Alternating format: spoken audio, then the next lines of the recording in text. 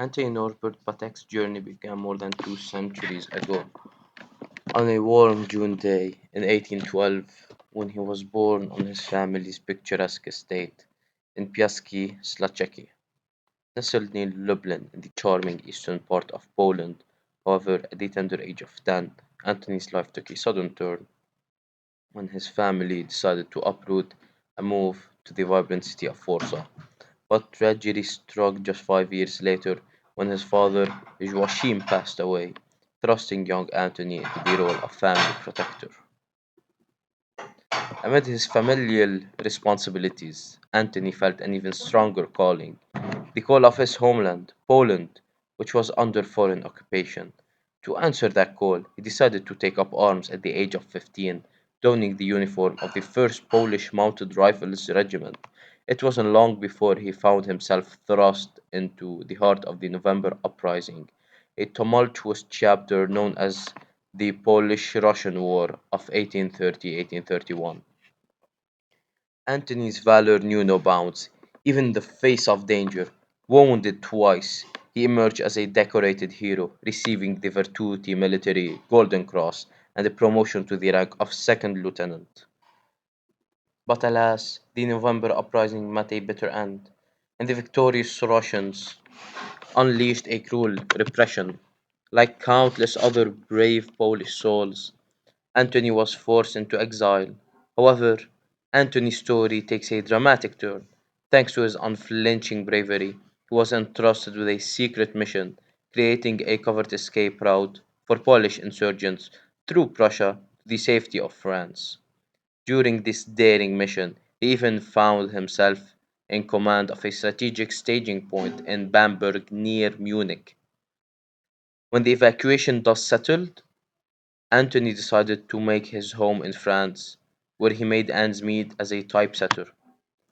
The tranquil French life was not to be his destiny for long. 2 years later, the French government, bowing to the Russian pressure, decided to relocate former Polish insurgents into Switzerland.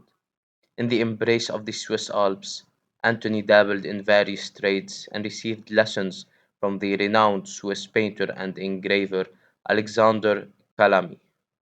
Little did he know that this period would plant the seeds of his future success. As he settled into the rhythm of Swiss life, Antony began an unusual hobby. Imagine him meticulously selecting watch mechanisms from Geneva's finest watchmakers and then enclosing them in exquisite cases.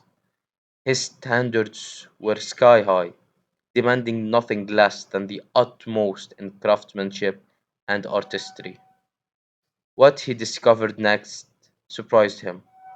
There was a burgeoning market for his creation. In 1839, Antony, alongside fellow Polish immigrant Franciszek Czapek, a gifted watchmaker, took a bold leap and founded their very first own watchmaking firm.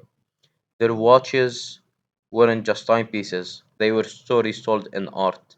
Then in 1845, fate played its hands. Patek and Xabec went their separate ways. Enter Adrien Philippe, the ingenious French watchmaker, who invented the revolutionary keyless winding mechanism.